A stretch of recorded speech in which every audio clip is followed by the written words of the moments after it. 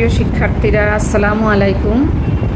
তোমরা যারা দ্বিতীয় বর্ষের অর্থাৎ 1921 সালের পরীক্ষার জন্য প্রস্তুতি নিয়ে মোটামুটি অপেক্ষা করছো, তাদের সবাইকে আজকের আমার ক্লাসে স্বাগত। কেমন আছো তোমরা সবাই? আশা করি আল্লাহ তাআলার অসীম রহমতে ভালোই আছো। ইতিমধ্যে তোমরা একটা দীর্ঘ সময় কাটিয়েছো অনলাইন ক্লাস ব্যতীত। তো তোমাদের সামনে যে অঢেল সময়টা ছিল, সেই সময়কে কাজে লাগানোটা তোমাদের অত্যন্ত জরুরি ছিল।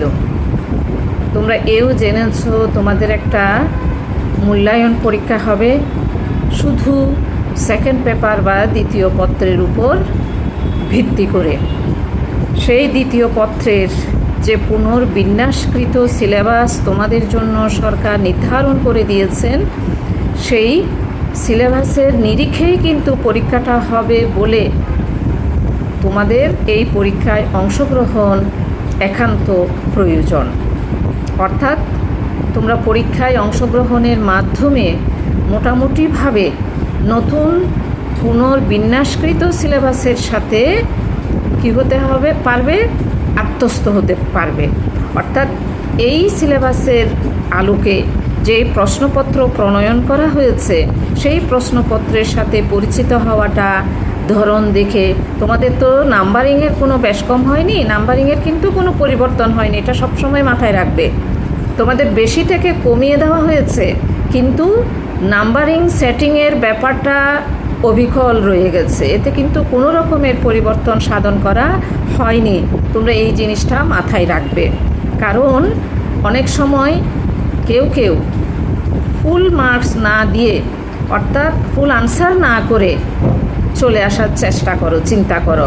এটা কিন্তু কখনোই তোমাদের জন্য প্রযোজ্য নয়। অর্থাৎ তোমাদের স্টাইলটা, তোমাদের ধরনটা, তোমাদের প্রকৃতিটা একই রয়ে গেছে, শুধু তোমাদের সুবিধার্থে এই প্যান্ডামিক কারণে কিছু করা হয়েছে, কিছুটা কমিয়ে দেওয়া হয়েছে।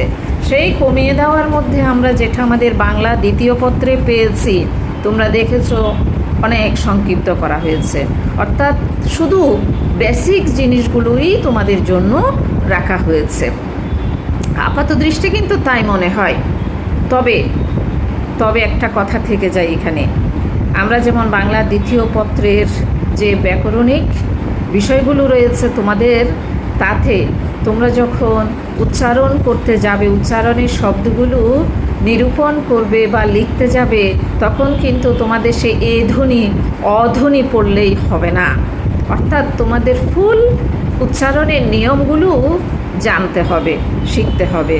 অর্থাৎ তোমরা যারা উচ্চশিক্ষায় যেতে ইচ্ছুক, উচ্চশিক্ষা গ্রহণে প্রস্তুতি গ্রহণ করবে, তখন কিন্তু তোমাদেরকে সবগুলোই পড়তে হবে। এ ধ্বনি বা অধ্বনি যেভাবে তোমাদের, যেমন আমার সামনে রয়েছে কি তোমাদের পুনর্বিন্যাসকৃত সিলেবাসটা, সেই সিলেবাসে আমি যা দেখতে পাচ্ছি যে তোমাদের পাঠ ও পাঠের শিরোনাম হিসাবে যেটা নির্ধারণ করে দেওয়া হয়েছে, সেটা হলো বাংলা উচ্চারণের নিয়ম, অধ্বনি উচ্চারণ, এ ধ্বনির উচ্চারণ এবং শব্দের উচ্চারণ। লক্ষ্য করো তাহলে কি হবে, তোমাদের বাংলা উচ্চারণের নিয়মগুলো কিন্তু তোমাদের পরিপূর্ণভাবে পড়তে হবে। এখানে শুধু এ ধ্বনি বা এ বা অধ্বনির উচ্চারণ শেষ করলেই হবে না, এই দুইটার উপর বসে থাকলে হবে না। তোমাদেরকে ফুল কি করতে হবে, নিয়মগুলো জানতে হবে, নিয়মগুলো বুঝতে হবে। অর্থাৎ এই যে পরবর্তীতে আরেকটা বলা হচ্ছে শব্দের উচ্চারণ, এই শব্দের উচ্চারণেই শুধু তোমাদের যে এ ধ্বনি বা অধ্বনিতে দেওয়া হবে তা নয়। তোমাদের আমরা দৈনন্দিন জীবনে আমাদের পাঠ্যসূচিতে, পড়াশোনায় বা পড়ালেখায় যে এই শব্দগুলো আমরা ব্যবহার করি, সেই শব্দগুলোই মূলত তোমাদের উচ্চারণের জন্য প্রদান করা হবে। তাহলে এখানে কি আমরা শুধু এ ধ্বনি বা অধ্বনি উচ্চারণ করব তা নয়, তা তো সীমিত হবে। আমরা আমাদের মনের ভাবটা কি করতে পারবো না, প্রকাশ করতে পারবো না, আমরা একজন আরেকজনের সাথে যোগসূত্র রক্ষা করতে পারবো না, আমরা সীমাবদ্ধ হয়ে যাব। এই সীমাবদ্ধতা থেকে বের হয়ে আসতে আমাদের যা প্রয়োজন, অর্থাৎ আমরা দৈনন্দিন প্রাত্যহিক জীবনে হোক, পড়াশোনার ক্ষেত্রে হোক, কিংবা যে কোনো জায়গাতেই হোক, আমরা যেই শব্দগুলো ব্যবহার করি, প্রয়োগ করি, সেই শব্দগুলোর উচ্চারণ জানা বা উচ্চারণ রীতি জানাটা, নিয়মগুলো জানাটা আমাদের জন্য বা তোমাদের জন্য একান্ত আবশ্যক। সুতরাং বুঝতেই পারছো যে আপাতদৃষ্টে মনে হচ্ছে তোমরা শুধু 2টা প্রশ্নের উত্তর শিখলেই হবে, তা কিন্তু নয়। তোমাদেরকে মূল নিয়মগুলো অবশ্যই কী করতে হবে, জানতে হবে, বুঝতে হবে এবং সেটা তোমাদের আয়ত্তে আনতে হবে। তা না হলে তোমাদের যে উচ্চারণের জন্য শব্দ প্রয়োগ করা হবে, প্রদান করা হবে, সেই শব্দের উচ্চারণ তোমরা যদি রীতিগুলো না জানো, নিয়মগুলো না জানো, তাহলে খুঁজে বের করাটা তোমাদের জন্য কষ্টকর হবে, দুঃসাধ্য হবে। অর্থাৎ তোমরা ভালোভাবে প্রশ্নের উত্তর পরীক্ষায় প্রদান করতে পারবে না। কাজেই কি বুঝলে যে তোমাদের কি জানতে হবে, উচ্চারণের নিয়মগুলো বা উচ্চারণের প্রয়োজনীয়তা কী, বা কেনই আমরা এই উচ্চারণ রীতি শিখব আমাদের পরীক্ষার জন্য বা আমাদের পাঠ্যসূচিতে যুক্ত করা হয়েছে, এইটার তোমরা অনুধাবন করতে পারবে, তোমরা বুঝতে পারবে। তাহলে এভাবেই আমরা সীমাবদ্ধ থাকব না, আমাদেরকে ব্যাপকভাবেই শিখতে হবে। তবে সেই ব্যাপকতার মধ্য থেকেই তো মূলত নির্যাসটুকু নিয়ে আসা হয়, সেই নির্যাসই তোমাদেরকে পরীক্ষার প্রশ্নে দেওয়া হবে। তাহলে কি দেখা যায়, আমরা ব্যাপকভাবেই আমাদের বাংলা উচ্চারণটা শিখব, যাতে কি না হয়, আমাদের 5টা প্রশ্নের উত্তর প্রদান করতে কোনো ব্যাগ পেতে না হয়, কোনো প্রতিবন্ধকতা তৈরি না হয়, অর্থাৎ পরীক্ষার হলে তোমাদের এদিক সেদিক করতে না হয়। তোমরা এইভাবেই উচ্চারণের নিয়মগুলো কী করবে, জানবে। তাহলে এই যে গেল একটা দিক, এই দিকটা আমি তোমাদের, যেমন তোমরা টেস্ট পরীক্ষা দিয়েছো, টেস্ট পরীক্ষার প্রশ্ন পেয়েছো এবং টেস্ট পরীক্ষার প্রশ্নটা তোমাদের সম্পূর্ণরূপে বোর্ডের পরীক্ষার মতোই হয়েছে। তোমরা ইতিমধ্যে তো পাশ করেছো, পরীক্ষা দিয়েছো, একটা অভিজ্ঞতা তোমাদের সঞ্চয় হয়েছে। এখন আমরা কি করছি, তোমরা যাতে পড়াশোনা থেকে কোনো ক্রমেই দূরে সরে থাকতে না পারো, তোমাদেরকে এই জন্যই আমরা পরীক্ষাগুলো নেওয়ার চেষ্টা করছি। পরীক্ষার কোনো বিকল্প নাই। আমরা প্রাতিষ্ঠানিক পরীক্ষা নিই বা না নেই, আনুষ্ঠানিক পরীক্ষা নিই বা না নেই, তোমাদেরকে কিন্তু ঘরে বসেই পরীক্ষাগুলো কি করতে হবে, দিতে হবে। তোমাদেরকে চর্চা করতে হবে, অনুশীলন করতে হবে। অনুশীলনের কোনো বিকল্প নাই। বারবার অনুশীলন করবে, দেখবে তোমাদের অনেক কিছুই কী হয়ে যাবে, ক্লিয়ার হয়ে যাবে, পরিষ্কার হয়ে যাবে। এই পরিষ্কার হওয়ার জন্যই, স্বচ্ছতা আনার জন্যই, তোমার আত্মবিশ্বাসটা আনার জন্যই মূলত তোমার অনুশীলনটা একান্ত আবশ্যক। তাহলে আমরা দেখি উচ্চারণে প্রথমেই আমরা আসি। উচ্চারণ কি? তাহলে ভাষার একটা, আমরা যে প্রতিনিয়ত ভাষা ব্যবহার করি, সেই ভাষার একটা মূল উপাদান কিন্তু ধ্বনি। ভাষার মূল উপাদান কি? ধ্বনি। তাহলে যে প্রতীক বা চিহ্ন দ্বারা ধ্বনিগুলো লেখার নির্দেশ করে, যে প্রতীক বা চিহ্ন দ্বারা ধ্বনিগুলো লেখার নির্দেশ করে, তাকেই কি বলা হয়? বর্ণ বলা হয়।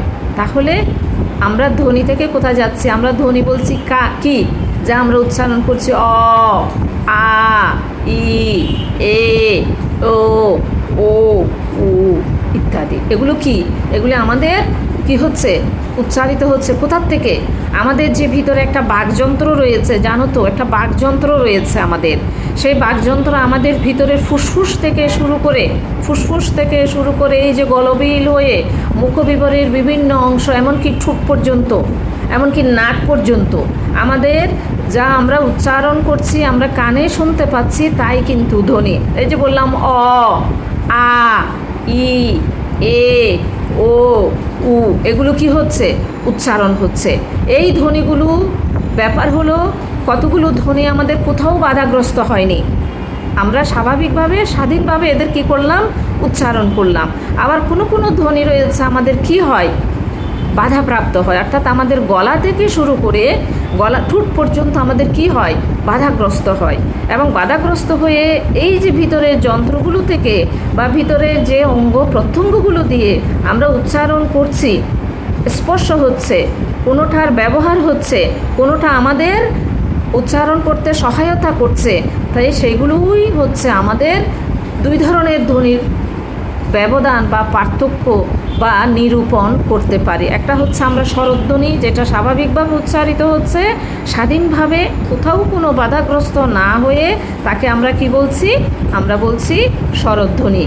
আর যেই ধ্বনিগুলো স্বরধ্বনির সাহায্য নিয়ে আমাদের বিভিন্ন অঙ্গ প্রত্যঙ্গ বা বাকযন্ত্রের বিভিন্ন অঙ্গ প্রত্যঙ্গ স্পর্শ করে সাহায্য নিয়ে উচ্চারিত হয়, আমরা কানে শুনতে পাই, সেগুলো হচ্ছে আমাদের ব্যঞ্জন ধ্বনি। তা আমরা যেহেতু বলছি ধ্বনির কিন্তু কি নাই, কোনো চিহ্ন বা প্রতীক নাই, রূপ নাই।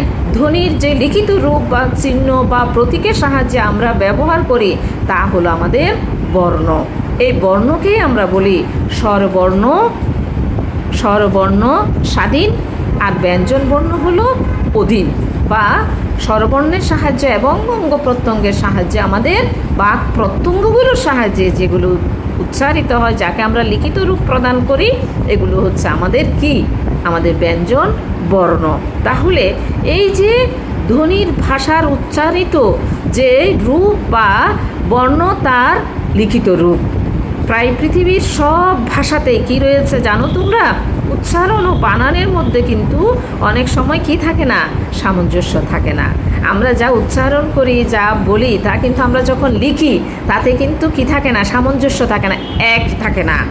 অর্থাৎ যা বলি তা লেখার মধ্যে আমরা যোগ সাজস খুঁজে পাই না। একটা কিতে হয়ে যায়, আমাদের একটা পার্থক্য হয়ে যায়, একটা ব্যবধান তৈরি হয়ে যায়। কাজেই এই ব্যবধানগুলোর কি হলো? কখনো একাধিক বর্ণ বা প্রতীক একটি ধ্বনিমূলকে নির্দেশ করে, আবার কখনো একাধিক ধ্বনিমূলের জন্য একটি প্রতীক ব্যবহৃত হয়। এইরূপ অসামঞ্জস্য বাংলা ভাষায়ও রয়েছে। অর্থাৎ পৃথিবীর অন্যান্য ভাষাতে যেমন এই উচ্চারণ এবং লিখার রূপের মধ্যে পার্থক্য রয়েছে, অসামঞ্জস্য রয়েছে, আমাদের বাংলা ভাষাতেও কিন্তু সেরকমটি রয়েছে। এই জন্যই আমাদের এই বিষয়টা জানা এবং এর সাথে পরিচিত হওয়া আমাদের একান্ত দরকার। কেন দরকার? কারণ হলো, যেহেতু একটি বাচনিক প্রক্রিয়া হলো আমাদের এই উচ্চারণ। আমাদের উচ্চারণ হলো, আমরা কি করি? আমাদের একটা বাচনিক প্রক্রিয়া। এই প্রক্রিয়া তার ব্যক্তি অর্থাৎ মানুষ ভেদে, কাল বা সময় ভেদে, অঞ্চল, ভৌগোলিক সীমার ভিন্নতার কারণে আমাদের কি যেন বলি, উচ্চারণেরও কিন্তু কি রয়েছে? ভিন্নতা রয়েছে। এই জন্য দেখো, পৃথিবীর বিভিন্ন জায়গার মানুষের যে একই শব্দই হয়তো উচ্চারণ করে, কিন্তু এক একটা জায়গাতে এক একটা রকমের উচ্চারিত হতে আমরা দেখতে পাই। কেন আমরা বলি যে ইংলিশ উচ্চারণ, ইংলিশের যে ব্রিটেন উচ্চারণ, যেটা ব্রিটিশে উচ্চারণ করে, আমরা বলি আমেরিকান উচ্চারণ, আমেরিকানরা উচ্চারণ করে। এটার কারণ কি জানো তোমরা? এটা কারণ হলো ভৌগোলিক এবং আবহাওয়া। অনেক সময় শীত প্রধান দেশে তারা যখন অত্যন্ত ঠান্ডায় নিজেরা খুব ব্যতিব্যস্ত থাকে, তারা মুখের ঠোঁটগুলোকে কি করে না? প্রসারিত করে না। তারা উচ্চারণের জন্য এগুলোকে বহুদূর বিস্তারিত করে না, তখন তারা খুব সীমাবদ্ধতার মধ্যেই কি করে? উচ্চারণ করে। তাদের উচ্চারণ রীতি হয় একরকম, উচ্চারণের ধরন হয় একরকম, প্রকাশভঙ্গি হয় একরকম। আর গ্রীষ্ম প্রধান বা নাতিশীতোষ্ণ দেশের কি হয়? আমরা যেমন ইচ্ছা তেমন করেই করতে পারি। এই যে আমাদের দাবদাহ চলছে, এই দাবদাহের মধ্যে আমরা নানাভাবেই আমাদের অভিব্যক্তিটা প্রকাশ করছি। আমরা কখনো গরম, আবার ও ইত্যাদি করেই আমরা নানাভাবে, নানা অঙ্গ প্রত্যঙ্গের মাধ্যমে, নানা ঢঙ্গে আমরা আমাদের উচ্চারণগুলো প্রকাশ করছি। এই যে একটা ভিন্নতা আমরা দেখতে পাচ্ছি, এই ভিন্নতায় আমাদের কি করে? এই ভিন্নতা যে অস্বাভাবিক নয়, এটা আমরা এর ভিতরে আমরা বুঝতে পাচ্ছি। কাজে দেখতে পাচ্ছ যে কালের বিবর্তনে অর্থাৎ সময়ের বিবর্তনেও কিন্তু বাংলা উচ্চারণেও কিছুটা পরিবর্তন সাধিত হয়েছে। তোমরা এখন দেখতে পাচ্ছ বাংলা বানানের বিভিন্ন নিয়ম, অর্থাৎ বাংলা বানানে এক সময় যা দীর্ঘইকার ছিল এখন হ্রস্বইকারে এসেছে। এক সময় আমরা যেভাবে হ্রস্বকার দিতাম, দীর্ঘ উকার দিতাম, এখন সেগুলোকে পরিবর্তন করে নিয়ে আসা হয়েছে। অর্থাৎ তোমরা দেখতে পাচ্ছ যে বাংলা একাডেমি প্রণীত বাংলা বানানের কতগুলো নিয়ম রয়েছে, শুদ্ধ রূপ রয়েছে, ঠিক তেমনি আমাদের উচ্চারণেরও বিভিন্ন সময়ে বিভিন্ন আবহাওয়ায় বিবর্তন বা পরিবর্তন সাধিত হয়েছে। তাহলে এই বিভিন্ন কারণে আমাদের এখানে উচ্চারণের বৈচিত্র্য হয়েছে, কিন্তু বিচিত্রভাবে আমাদের এই উচ্চারণ রীতির সৃষ্টি হয়েছে। আর তোমরা তো এখন জানো যে আমাদের যারা ভিজে হিসাবে খ্যাত যারা উপস্থাপনা করেন, বিশেষ করে আমি শুনি রেডিওতে এমনভাবে উচ্চারণ করা হচ্ছে যে আমাদের বাংলা ভাষাটাকে একটা সংকর ভাষাতে আগে ছিল একরকম, এখন আমরা এমনভাবে আমাদের ফ্যাশন করে আমরা কি করেছি, ফ্যাশনকে প্যাশন করে আমরা এমন একটা স্টাইল সমাজে প্রচার করছি, আমাদের শ্রোতা দর্শকদের জানাচ্ছি আমাদের উচ্চারণের ঢংটা অন্যরকম হয়ে যাচ্ছে, আমরা নির্দিষ্ট একটা কাঠামোতে থাকতে পারছি না।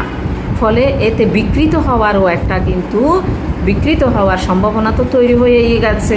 এবং আমরা দেখি নাটকগুলো যে প্রচারিত হয় বিভিন্ন আঞ্চলিক বাক্য শব্দ ব্যবহার করে আমাদের মার্জিত যে ভাষা রীতি, উচ্চারণ রীতি, তাকে প্রশ্নবিদ্ধ করা হচ্ছে, তাকে এমন একটা জায়গায় নিয়ে আসা হচ্ছে যে এখন আমরা শুদ্ধ রূপ কেউ বলি না, আমরা আমাদের আঞ্চলিকতাকে একটা প্রাতিষ্ঠানিক রূপ দিয়ে ফেলছি। আগে যেমন তো আমরা দেখতাম যে তোমাদের মা বাবারা দেখেছেন বাংলা যে রীতিটা ছিল সাধু রীতিতে বই পুস্তকে লেখা হতো, যার ফলে আমরা প্রকৃতিতে বলতাম বা দৈনন্দিন জীবনে বলতাম একরকম, বই পুস্তকের ভাষা ছিল সাধু রীতিতে। ফলে আমাদের কি হতো, মিশ্রণ হয়ে কি হয়ে যেত, গুরুচণ্ডালী দোষ হয়ে যেত।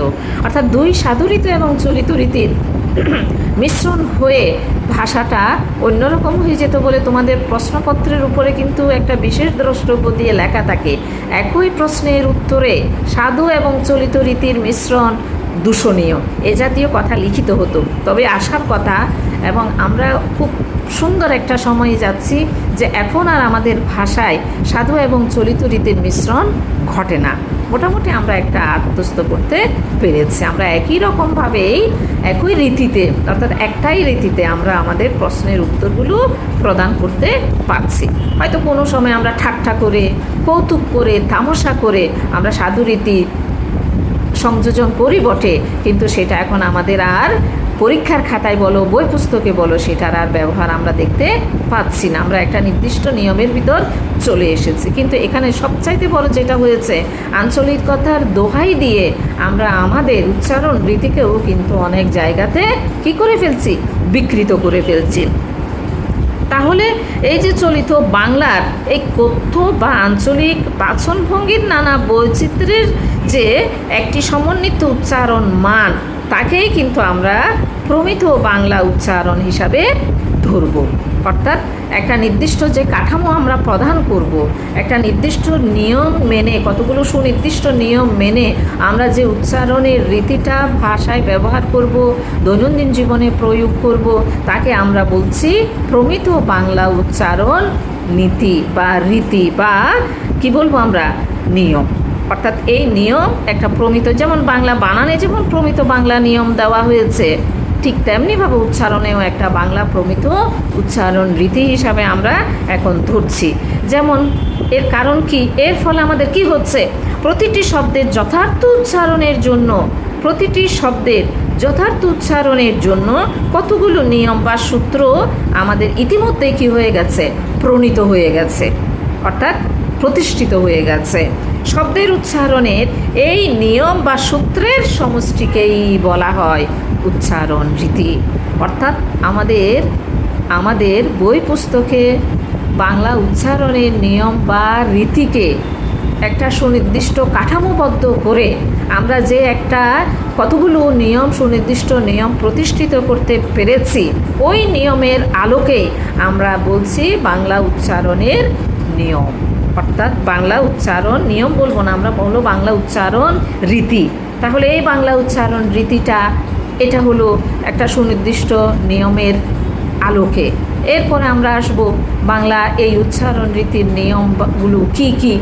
তোমাদের মনে প্রশ্ন জাগবে, কারণ তোমাদের যে সংক্ষিপ্ত, আমি আবারও বলছি, তোমাদের সংক্ষিপ্ত সুবিন্যস্ত যে পাঠ্যসূচি দেওয়া হয়েছে তোমাদের পরীক্ষার জন্য, এই পরীক্ষাতে শুধু তোমরা লক্ষ্য করবে এখানে শুধু এ ধ্বনি এবং অধ্বনি এই দুইটার দেখানো হয়েছে, বা এই দুইটা পড়লে তোমাদের আপাত দৃষ্টি মনে হচ্ছে এই দুইটা পড়লেই হবে, তা নয়। তোমাদেরকে যে নিয়মগুলো, অপরাপর নিয়মগুলো রয়েছে, অন্যান্য নিয়মগুলো রয়েছে, এগুলো একান্ত প্রয়োজন। কখন? এই যে তোমাদের দেখো পাঠ্যসূচিতে আর একটা রয়েছে শব্দের উচ্চারণ। তাহলে দেখো এখানে কিন্তু সুনির্দিষ্ট করে বলা হয়নি যে শুধু এ ধ্বনি বা অধ্বনির উচ্চারণ করলেই হবে, শিখলেই হবে, এগুলির থেকেই দেওয়া হবে, এটা কিন্তু বলা হয়নি। এখানে আবার উল্লেখ করে দেওয়া হয়েছে কি? শব্দের উচ্চারণ। তাহলে এই যে শব্দের উচ্চারণ কথাটা বলা হয়েছে, এই শব্দগুলো যে নানা প্রকারের শব্দ দেওয়া হবে, নানা রকমের শব্দগুলো যখন দেওয়া হবে, উচ্চারণ যখন লিখতে যাবে, তখন অনিবার্যভাবে তোমাদের কি এসে যাবে? অন্যান্য নিয়মগুলো এসে যাবে। ওই অনিবার্য নিয়মগুলো জানার জন্যই অনিবার্যভাবে, তাহলে সুনির্দিষ্টভাবেই তোমাদের সব নিয়মগুলোরই অভিজ্ঞতা থাকা দরকার, জানা থাকা দরকার। যদি তোমাদের জানা না থাকে তাহলে তোমরা কিন্তু নানা রকম শব্দের যে মিশ্রণ থাকবে, ওই মিশ্রণ শব্দগুলোর সঠিক উচ্চারণ রীতি তোমরা ব্যবহার করতে বা প্রয়োগ করতে বা তোমাদের জানা থাকবে না। তাহলে না থাকলে কি হবে? তোমরা দ্বিধাগ্রস্ত হবে, কোনটা কোন রীতিতে হবে, কিভাবে হবে। কারণ আমরা উচ্চারণ করি একরকম, আমরা কিন্তু লিখি, তোমাদেরকে বারবার বলছি, আমরা যখন লিখি, পরীক্ষার খাতায় লিখি, সেই লেখা এবং উচ্চারণ রীতি কিন্তু এক নয়। যেমন আমি তোমাদেরকে একটা মাত্র উদাহরণ দেই, যেমন বলছি অদ্য শব্দের অর্থ কি? আজ। অদ্য শব্দের অর্থ কি? আজ। অদ্য বানানটা কি? স্বরীয় দ জফলা, স্বরীয় দ জফলা, অদ্য। তাহলে এটা তোমরা যখন খাতায় লিখবে, আমরা একরকম লিখবো, স্বরীয় দ জফলা, অদ্য। কিন্তু এটাকে যখন আমরা ভেঙে উচ্চারণ লিখতে যাব, তখন কিন্তু তোমাদেরকে আর এভাবে লিখতে হবে না, লিখতে পারবে না। তোমাদেরকে লিখতে হবে ও দ, নিচে হসন্ত, তারপর দ গদ্য। লক্ষ্য করো এখানে উচ্চারণটা কি হয়ে গেল? ও দ হসন্ত দ গদ্য, অদ্য। বুঝতে পেরেছ? এটা শুধু তোমার উচ্চারণ লিখতে যখন দেওয়া হবে তার জন্য।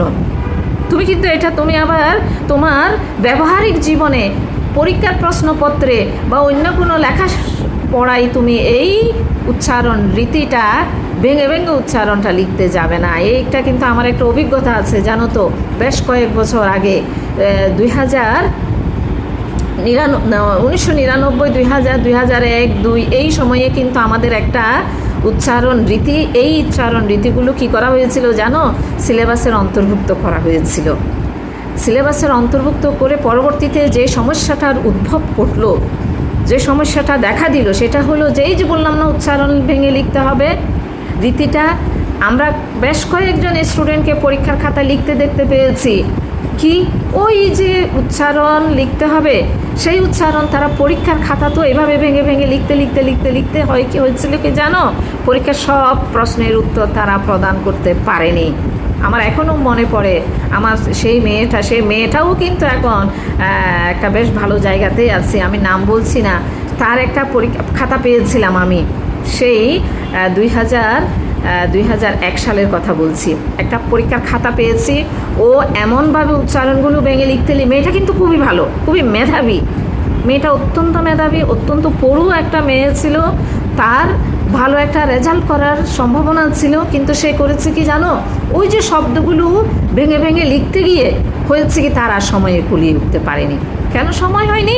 কারণ এগুলি তো ভেঙে লিখতে গেলে সময় লাগে। সেই সময়ের কারণে সে ফুল আনসার করতে পারেনি পরীক্ষার খাতায়। ফলে তার কি হলো?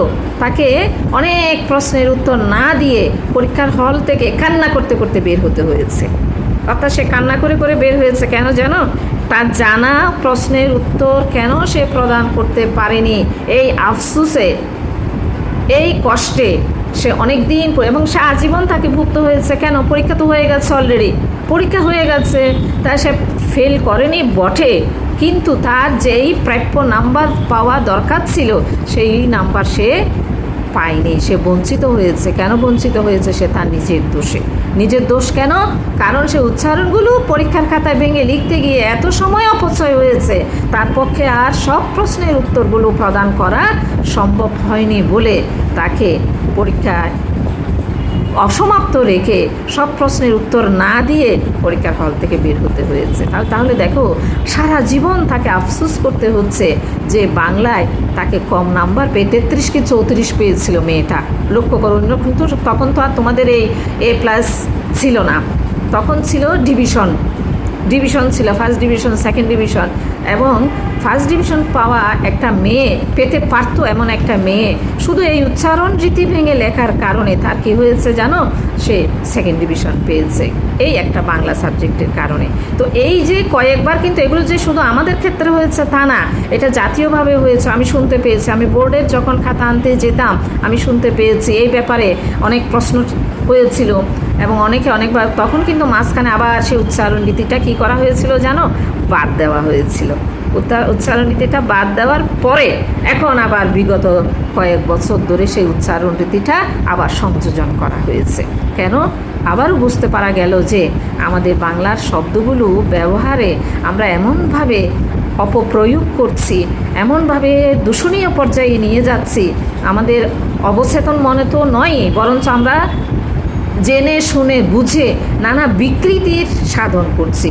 এই বিকৃতি থেকে রক্ষা পাওয়ার জন্যই আমাদের ভাষার সেই সৌন্দর্য, যে শালীনতা, যে মধুর বিষয়গুলোকে অনুধাবন করে আবার কিন্তু আমাদের বাংলা দ্বিতীয় পত্রে উচ্চারণ রীতিটা কী করা হয়েছে?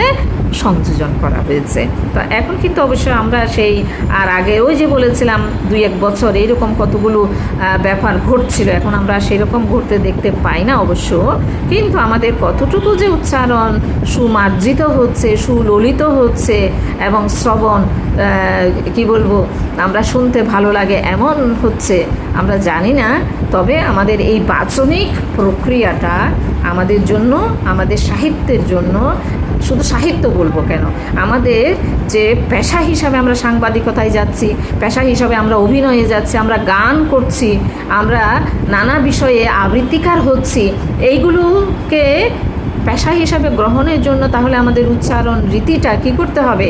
সুন্দর করতে হবে, এর সুন্দর একটা চর্চা করতে হবে, অনুশীলন করতে হবে, সেই অনুযায়ী আমাদের ব্যবহার করতে হবে। তাহলে আমার ভাষার যে মাধুর্য সেটা সুরক্ষিত হবে, আমরা সুন্দরভাবে সেটা বুঝতে পাবো। এই কারণে মনে হয় উচ্চারণের রীতিটা আবার আনা হয়েছে। তোমরাও ঠিক সেভাবেই কী করবে? অনুশীলন করবে। আমি আজকে এই পর্যন্ত বললাম, আগামী ক্লাসে আমি তোমাদেরকে উচ্চারণের নিয়মগুলো প্রদান করার চেষ্টা করব। এই পর্যন্ত তোমরা সবাই ভালো থাকো, সাবধানে থাকো, নিরাপদে থাকো। তোমাদের সবাইকে আন্তরিক মোবারকবাদ। সবাইকে আসসালামু আলাইকুম।